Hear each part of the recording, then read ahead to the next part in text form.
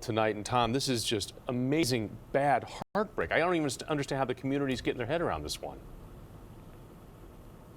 Yeah, it's hard to imagine how everyone is dealing with this, Jonathan. It's just so awful. All three of these young children went to this elementary school here, and tonight, just outside the school in that area, there was a vigil attended by about 100 people, and at that vigil, the family asked for prayers, but also for help.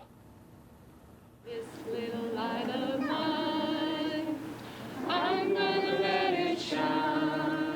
They were amazing, amazing kids. It was just a couple months ago, family took this picture on the first day of school at Arcola Elementary for second grader DJ, first grader Nick, and kindergartner Leah. It's so hard losing 3 kids at one time, and it's unbearable. Family members say they're rallying for the parents. Father Devin Harley is expected to recover, but mom Nancy Torres is in critical condition. She's fighting for her life right now, but she's so strong. She's a strong woman. This happened Friday morning on I-95 in South Carolina. The family was headed to Georgia for a wedding when a tractor trailer rammed into their Ford Taurus from behind. The truck went on top of the car and both vehicles went off the road. The children, along with 27-year-old family friend Lonnie Tran, were killed. I was at work when my husband called me and he told me the news. Carla Osorio says it doesn't appear the family had health insurance. She launched a GoFundMe page to raise money. We ask that everyone, please, in their own bottom of their hearts, donate. It'll help us tremendously. But everyone at the vigil knew nothing can bring back 3 special kids. Always smiling, always so sweet. Nancy Torres is in a hospital in North Charleston, South Carolina. Police down in that state are still investigating what exactly led that tractor trailer to ram the family's car from behind. Reporting live tonight in Wheaton in Montgomery County, I'm Tom Rousey, ABC 7 News. Just so tragic. Tom, thank you for that. And now some breaking news tonight. This is an Amber Alert to tell you about out of Charlotte County, Virginia. Police say a 4-year-old girl has been abducted. There is a search now for Annabelle Richardson.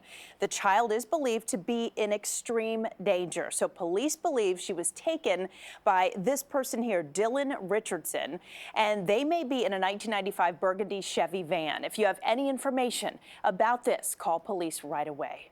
Now to the presidential transition, and the Associated Press now reporting that former New York City Mayor Rudy Giuliani is Donald Trump's top choice to become Secretary of State. This comes amid some growing backlash against the appointments of Steve Bannon as Trump's chief strategist and senior counselor. While the Anti-Defamation League and the Council on American Islamic Relations joined others in condemning Bannon's selection, white nationalists praised the former Breitbart CEO. We are talking about appointing people who do not believe in the plurality and diversity and the core principles of this country.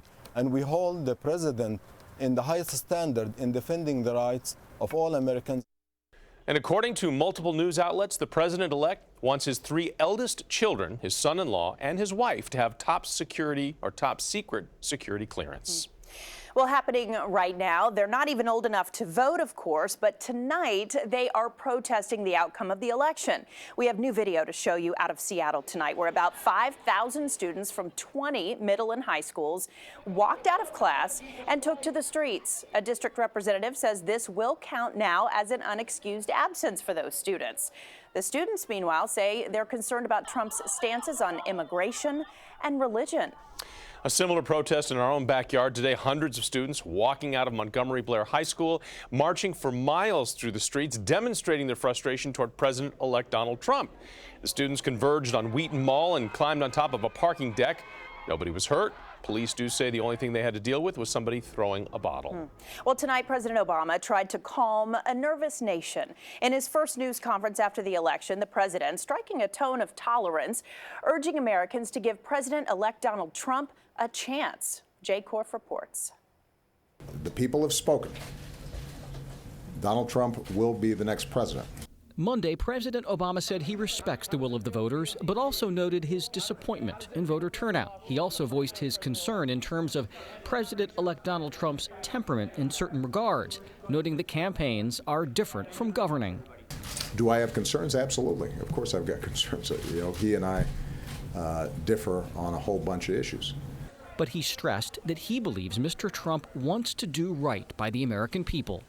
I think he's sincere in wanting to be a successful president and moving this country forward.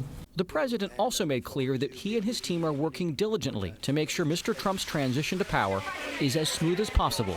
Because my goal is on January 21st, America's in the strongest position possible, and hopefully there's an opportunity for the next president to build on that. The president also suggested that Mr. Trump may want to be conciliatory toward groups offended during the election cycle, like women and minorities. And it's really important to try to send some signals of unity and to reach out. Now back live, the president, though, declined to comment on senior leadership positions Mr. Trump has filled. Reporting live in the satellite.